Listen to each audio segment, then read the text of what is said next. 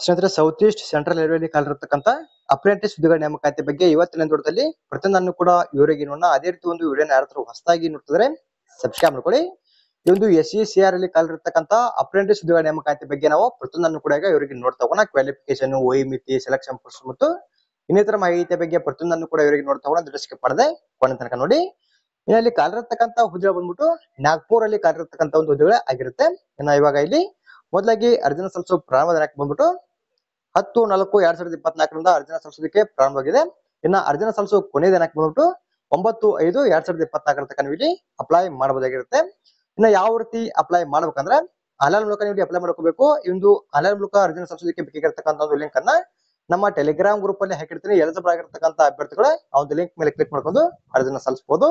ಇನ್ನ ಅರ್ಜಿನ ಸಲ್ಲಿಸೋದಕ್ಕೆ ಯಾರೆಲ್ಲ ಎಲಿಜಿಬಲ್ ಆಗಿರ್ತಾರ ಅದ್ರ ಬಗ್ಗೆ ಕೂಡ ಈಗ ಇವರಿಗೆ ನೋಡ್ತಾ ಹೋಗೋಣ. ಇಲ್ಲಿ ಕೆಳಗಡೆ ಅವರು ಲಿಸ್ಟ್ ಕೂಡ ಕೊಟ್ಟಿರ್ತಕ್ಕಂಥದ್ದು. ಇಲ್ಲಿ ಮೊದಲಾಗಿ ನಾಗ್ಪುರ್ ಡಿವಿಷನ್ ಅಲ್ಲಿ ಕಾಲಿರತಕ್ಕಂತ ಒಂದು ಹುದ್ದೆಗಳ ಲಿಸ್ಟ್ ಅನ್ನ ಕೊಡಿದ್ರೆ, ಇನ್ನ ಇದಾದ್ಮೇಲೆ ಎರಡದಾಗಿ ಇಲ್ಲಿ ನಾಗ್ಪುರ್ ಡಿವಿಷನ್ ಅಲ್ಲಿ ಬರ್ತಕ್ಕಂತ ವರ್ಕ್ಶಾಪ್ ಮೋತಿಬಾಗ್ನಲ್ಲಿ ಕಾಲಿರತಕ್ಕಂತ ಒಂದು ಹುದ್ದೆಗಳ ಲಿಸ್ಟ್ ಕೂಡ ಇಲ್ಲಿ ಅವರು ಕೊಟ್ಟಿರ್ತಕ್ಕಂಥದ್ದು. ಇಲ್ಲಿ ಮೊದಲಾಗಿ ನಾವು ಒಂದನೇದಾಗಿ ಕೊಟ್ಟಿರ್ತಕ್ಕಂಥ ಒಂದು ಲಿಸ್ಟ್ ಬಗ್ಗೆ ನೋಡ್ತಾ ಹೋಗೋಣ.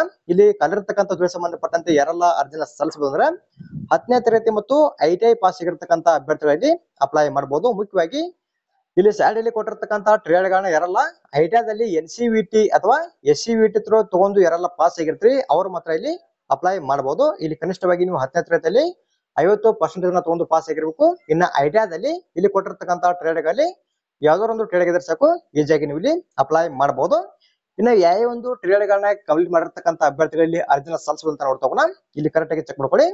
ಪಿಟ್ಟರ್ ತಗೊಂಡು ಪಾಸ್ ಆಗಿರ್ತಕ್ಕಂಥವ್ರು ಅಪ್ಲೈ ಮಾಡಬಹುದು. ಇಲ್ಲಿ ಪಿಟ್ಟರ್ಗೆ ಸಂಬಂಧಪಟ್ಟಂತೆ ಟೋಟಲ್ ಆಗಿ 90 ಹುದ್ದೆಗಳು ಖಾಲಿವೆ. ಇನ್ನ ಕಾರ್ಪೆಂಟರ್ಗೆ ಸಂಬಂಧಪಟ್ಟಂತೆ 30, ಇನ್ನ ವೆಲ್ಡರ್ಗೆ ಸಂಬಂಧಪಟ್ಟಂತೆ 19, ಇನ್ನ ಕೋಪಾಗೆ ಸಂಬಂಧಪಟ್ಟಂತೆ 114, ಇನ್ನ ಎಲೆಕ್ಟ್ರಿಷಿಯನ್ಗೆ ಸಂಬಂಧಪಟ್ಟಂತೆ 185, ಇನ್ನ ಸ್ಟೆನೋಗ್ರಾಫರ್ ಇಂಗ್ಲಿಷ್ಗೆ ಸಂಬಂಧಪಟ್ಟಂತೆ 19, ಇನ್ನ ಪ್ಲಂಬರ್ಗೆ ಸಂಬಂಧಪಟ್ಟಂತೆ 24, ಇನ್ನ ಪೇಂಟರ್ಗೆ ಸಂಬಂಧಪಟ್ಟಂತೆ 40, ಇನ್ನ ವೈರ್ಮನ್ಗೆ ಸಂಬಂಧಪಟ್ಟಂತೆ 60, ಇನ್ನ ಎಲೆಕ್ಟ್ರಾನಿಕ್ಸ್ ಮೆಕ್ಯಾನಿಕ್ ಸಂಬಂಧಪಟ್ಟಂತೆ 12, ಇನ್ನ ಡೀಸೆಲ್ ಮೆಕ್ಯಾನಿಕ್ ಸಂಬಂಧಪಟ್ಟಂತೆ 90. ಇಲ್ಲಿ ಅಪ್ ಹೋಸ್ಟರ್ ಅಂತ ಕೊಡಿದ್ರೆ ಅಥವಾ ಟ್ರಿಮ್ಮರ್ ಅಂತ ಕೊಡಿದ್ರೆ ಹುದ್ದೆಗೆ ಸಂಬಂಧಪಟ್ಟಂತೆ 2 ಹುದ್ದೆಗಳು ಖಾಲಿವೆ. ಇನ್ನು ಮೆಕ್ಯಾನಿಸ್ಟ್ ಗೆ ಸಂಬಂಧಪಟ್ಟಂತೆ 22, ಇನ್ನ ಟರ್ನರ್ ಗೆ ಸಂಬಂಧಪಟ್ಟಂತೆ 10, ಇನ್ನ ಇದಾದ್ಮೇಲೆ ಡೆಂಟಲ್ ಲ್ಯಾಬೊರೇಟರಿ ಟೆಕ್ನಿಷಿಯನ್ ಗೆ ಸಂಬಂಧಪಟ್ಟಂತೆ 1, ಇನ್ನ ಹಾಸ್ಪಿಟಲ್ ವೇಸ್ಟ್ ಮ್ಯಾನೇಜ್ಮೆಂಟ್ ಟೆಕ್ನಿಷಿಯನ್ ಅಂತ ಕೊಡಿದ್ರೆ ಈ ಒಂದು ಹುದ್ದೆಗೆ ಸಂಬಂಧಪಟ್ಟಂತೆ ಇಲ್ಲಿ 2 ಹುದ್ದೆಗಳು ಖಾಲಿವೆ. ಇನ್ನ ಹೆಲ್ತ್ ಸ್ಯಾನಿಟರಿ ಇನ್ಸ್ಪೆಕ್ಟರ್ ಗೆ ಸಂಬಂಧಪಟ್ಟಂತೆ 2, ಇನ್ನ ಗ್ಯಾಸ್ ಕಟರ್ ಗೆ ಸಂಬಂಧಪಟ್ಟಂತೆ 7, ಇನ್ನ ಇದಾದ್ಮೇಲೆ ಸ್ಟೆನೋಗ್ರಾಫರ್ ಹಿಂದಿಗೆ ಸಂಬಂಧಪಟ್ಟಂತೆ 8, ಇನ್ನ ಕೇಬಲ್ ಜಾಯಿಂಟರ್ ಗೆ ಸಂಬಂಧಪಟ್ಟಂತೆ 10, ಇನ್ನ ಇಲ್ಲಿ ಡಿಜಿಟಲ್ ಫೋಟೋಗ್ರಾಫರ್ ಅಂತ ಕೊಡಿದ್ರೆ ಇಲ್ಲಿ ಯಾವುದೇ ರೀತಿಯ ಹುದ್ದೆಗಳು ಖಾಲಿ ಇಲ್ಲ. ಇನ್ನ ಡ್ರೈವರ್ ಕಮ್ ಮೆಕ್ಯಾನಿಕ್ ಗೆ ಸಂಬಂಧಪಟ್ಟಂತೆ 2, ಇನ್ನ ಮೆಕ್ಯಾನಿಕಲ್ ಅಂತ ಕೊಡಿದ್ರೆ ಇಲ್ಲಿ ಈ ಒಂದು ಹುದ್ದೆಗೆ ಸಂಬಂಧಪಟ್ಟಂತೆ 12, ಇನ್ನ ಮಸಾನೆಗೆ ಸಂಬಂಧಪಟ್ಟಂತೆ 27, ಇನ್ನ ಇದಾದ್ಮೇಲೆ ಟೋಟಲ್ ಆಗಿ ಈ ಒಂದು ನಾಗ್ಪುರ್ ಡಿವಿಷನ್ ಅಲ್ಲಿ ಕಾಲಿರತಕ್ಕಂತ ಒಟ್ಟು ಹುದ್ದೆಗಳ ಸಂಖ್ಯೆ ಬಂದ್ಬಿಟ್ಟು ಇಲ್ಲಿ ನೋಡಿ 788 ಹುದ್ದೆಗಳ ಈ ಒಂದು ಡಿವಿಷನ್ ಅಲ್ಲಿ ಕಾಲಿರತಕ್ಕಂತ ಹುದ್ದೆಗಳ ಸಂಖ್ಯೆ ಆಗಿರುತ್ತೆ. ನೀವು ಯಾವ ಒಂದು ಟ್ರೇಡ್ ಅನ್ನ ಕಂಪ್ಲೀಟ್ ಮಾಡಿರ್ತೀರಿ ಇಲ್ಲಿ ನಿಮ್ಮ ಕ್ಯಾಟಗರಿಗೆ ಸಂಬಂಧಪಟ್ಟಂತೆ ಟೋಟಲ್ ಆಗಿ ಎಷ್ಟೆಷ್ಟು ಹುದ್ದೆಗಳಂತ ಸರಿಯಾಗಿ ಚೆಕ್ ಮಾಡ್ಕೊಂಡು ನೀವು ಇಲ್ಲಿ ಅಪ್ಲೈ ಮಾಡಬೇಕು. ಇಲ್ಲಿ ಕ್ಯಾಟಗರಿ ಲಿಸ್ಟ್ ಕೂಡ ಅವರು ಕೊಟ್ಟಿರ್ತಕ್ಕಂಥದ್ದು. ಇಲ್ಲಿ ಸಪರೇಟ್ ಆಗಿ PS ಮತ್ತ ಮಾಜಿ ಸೈನಿಕ ಅಭ್ಯರ್ಥಿ ಸಂಬಂಧಪಟ್ಟಂತೆ ಕೂಡ ಇಲ್ಲಿ ಹುದ್ದೆಗಳು ಖಾಲಿ ಇರತಕ್ಕಂಥದ್ದು. ಯಾರೆಲ್ಲ ಈ ಒಂದು ನಾಗ್ಪುರ್ ಡಿವಿಷನ್ ಅಲ್ಲಿ ಅಪ್ಲೈ ಮಾಡ್ಬೇಕಂತ ಅನ್ಕೊಂಡಿರ್ತೀರಿ ಇಲ್ಲಿ ಮೇಲ್ಗಡೆ ಕೊಟ್ಟಿರ್ತಕ್ಕಂಥ ಲಿಸ್ಟ್ ಅನ್ನ ಸರಿಯಾಗಿ ಚೆಕ್ ಮಾಡ್ಕೊಳ್ಳಿ. ಇನ್ನ ಇದಾದ್ಮೇಲೆ ಎರಡದಾಗಿ ವರ್ಕ್ಶಾಪ್ ಮೋತಿಬಾಗಲ್ಲಿ ಯಾರೆಲ್ಲ ಅರ್ಜಿನ ಸಲ್ಲಿಸಬೇಕಂತ ಅನ್ಕೊಂಡಿರ್ತೀರಿ ಇಲ್ಲಿ ಕೆಳಗಡೆ ಕೊಟ್ಟಿರ್ತಕ್ಕಂಥ ಲಿಸ್ಟ್ ನೀವು ಇಲ್ಲಿ ಸರಿಯಾಗಿ ಚೆಕ್ ಮಾಡ್ಕೋಬೇಕು.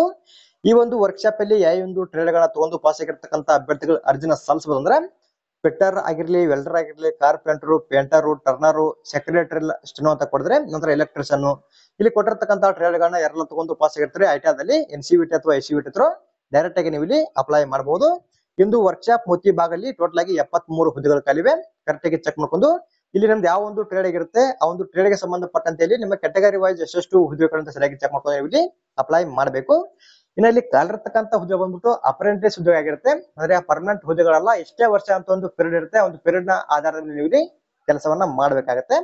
ಇನ್ನ ವಯೋಮಿತಿ ಬಂದ್ಬಿಟ್ಟು ಕನಿಷ್ಠವಾಗಿ 15 ವರ್ಷ ಆಗಿರ್ಬೇಕು. ಇನ್ನ ಗರಿಷ್ಠ ವಯೋಮಿತಿ ಬಂದ್ಬಿಟ್ಟು 24 ವರ್ಷ ಇಲ್ಲಿ ಆಗಿರ್ಬೇಕಾಗತ್ತೆ. ಇನ್ನ SC ಮತ್ತು ST ಅವರಿಗೆ ಸಂಬಂಧಪಟ್ಟಂತೆ 5 ವರ್ಷ ತನಕ ವಯೋಮಿತಿ ಸಲಿಕೆ ಸಿಗುತ್ತೆ. ಇನ್ನು OBC ಅಭ್ಯರ್ಥಿ ಸಂಬಂಧಪಟ್ಟಂತೆ ಇಲ್ಲಿ 3 ವರ್ಷ ತನಕ ವಯೋಮಿತಿ ಸಲಿಕೆಯನ್ನು ಕೂಡ ಸಿಗತಕ್ಕಂಥದ್ದು.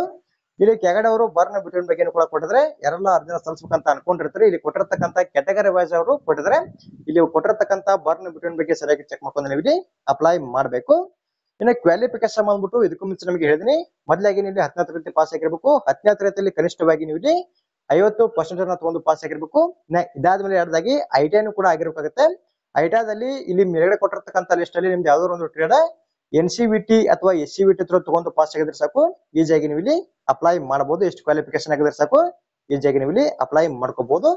ಇನ್ನ ಆಯ್ಕೆ ವಿಧಾನದ ಬಗ್ಗೆ ನೋಡ್ತಾ ಯಾವ ರೀತಿ ಆಯ್ಕೆಯನ್ನ ಮಾಡ್ಕೋತಾರ ಅಂದ್ರೆ ಇಲ್ಲಿ ನೀವು 10ನೇ ತರಗತಿಯಲ್ಲಿ ತಗೊಂಡಿರ್ತಕ್ಕಂಥ ಪರ್ಸೆಂಟೇಜ್ ಮತ್ತು ಐಟಾದಲ್ಲಿ ತಗೊಂಡಿರ್ತಕ್ಕಂಥ ಒಂದು ಪರ್ಸೆಂಟೇಜ್ ನ ಆಧಾರದ ಮೇಲೆ ಇಲ್ಲಿ ಆಯ್ಕೆಯನ್ನ ಮಾಡ್ಕೋತಾರ. ಅಂದ್ರೆ ಯಾವ ರೀತಿ ಅಂದ್ರೆ ಮೆರಿಟ್ ನ ಮೂಲಕ ನಿಮ್ಮನ್ನ ಇಲ್ಲಿ ಆಯ್ಕೆಯನ್ನ ಮಾಡ್ಕೊಳ್ಳುವಂಥದ್ದು. ಈ ಒಂದು ಮೆರಿಟ್ ನಲ್ಲಿ ಕ್ವಾಲಿಫೈ ಆಗಿರ್ತಕ್ಕಂಥ ಅಭ್ಯರ್ಥಿಗಳಿಗೆ ಮುಂದಿನ ಹಂತದಲ್ಲಿ ಡಾಕ್ಯುಮೆಂಟ್ ವೆರಿಫಿಕೇಶನ್ ಕೂಡ ಇರತಕ್ಕಂಥದ್ದು.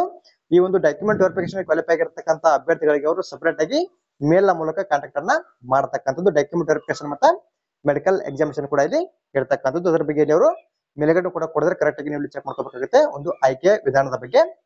ಇನ್ನ ನೀವು ಇಲ್ಲಿ ನಾಗ್ಪುರ್ ಡಿವಿಷನ್ ಆದ್ರೂ ಅಪ್ಲೈ ಮಾಡಬಹುದು, ಇಲ್ಲ ಅಂದ್ರೆ ಮೋತಿಬಾಗ್ ವರ್ಕ್ಶಾಪ್ ಆದ್ರೂ ಅಪ್ಲೈ ಮಾಡಬಹುದು. ಎರಡರಲ್ಲೂ ಕೂಡ ಅಪ್ಲೈ ಮಾಡೋದಕ್ಕೆ ಆಗಲ್ಲ. ಎರಡರಲ್ಲಿ ಯಾವ್ದಾದ್ರು ಒಂದು ಡಿವಿಷನ್ ಮಾತ್ರ ನೀವು ಇಲ್ಲಿ ಅಪ್ಲೈ ಮಾಡಬಹುದು. ಅದ್ರ ಬಗ್ಗೆ ಕೂಡ ಅವರು ಕೊಟ್ಟಿದ್ದಾರೆ. ನಂತರ ಇವಾಗ ಇಲ್ಲಿ ಒಂದು ಸ್ಟೈಪಂಡ್ ಬಗ್ಗೆ ನೋಡ್ತಾ ಯಾವ ರೀತಿ ಸ್ಟೈಪಂಡ್ ಸಿಗುತ್ತೆ ಅಂದ್ರೆ ಇಲ್ಲಿ 2 ವರ್ಷದ ಟ್ರೇಡ್ ಗಳನ್ನ ತಗೊಂಡು ಎರಡಲ್ಲ ಪಾಸ್ ಆಗಿ ಅರ್ಜಿನ ಸಲ್ಲಿಸಿರ್ತೀರಿ, ನಿಮ್ಗೆ ಸ್ಟೈಪಂಡ್ ಬಂದ್ಬಿಟ್ಟು 8,050 ರೂಪಾಯಿ ಸ್ಟೈಪಂಡ್ ಸಿಗುತ್ತೆ ಪ್ರತಿ ತಿಂಗಳ.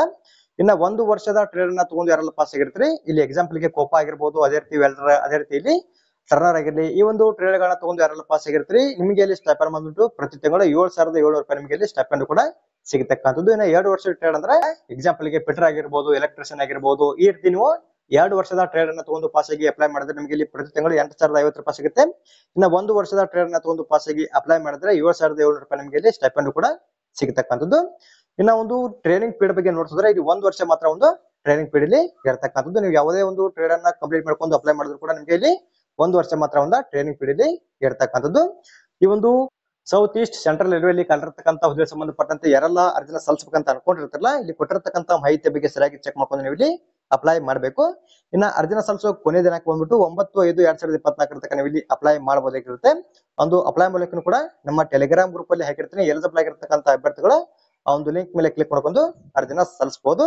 ಅದೇ ರೀತಿ ಒಂದು ಮಾಹಿತಿ ನಮಗೆ ಇಷ್ಟದಲ್ಲಿ ನಮ್ಮ ಚಾನಲ್ ಸಬ್ಸ್ಕ್ರೈಬ್ ಕೂಡ ಲೈಕ್ ಮಾಡ್ರಿ, ನಿಮ್ಮ ಸ್ನೇಹಿತರು ಕೂಡ ಶೇರ್ ಮಾಡಿ, ಅವರು ಕೂಡ ಇಲ್ಲಿ ಕಲಿರ್ತಕ್ಕಂಥ ಸಂಬಂಧಪಟ್ಟಂತೆ ಅರ್ಜಿನ ಸಲ್ಲಿಸಲಿ. ಅದೇ ರೀತಿ ಮತ್ತೆ ಮುಂದುವರೆದ ಭೇಟಿ ಆಗೋಣ. Thanks for watching.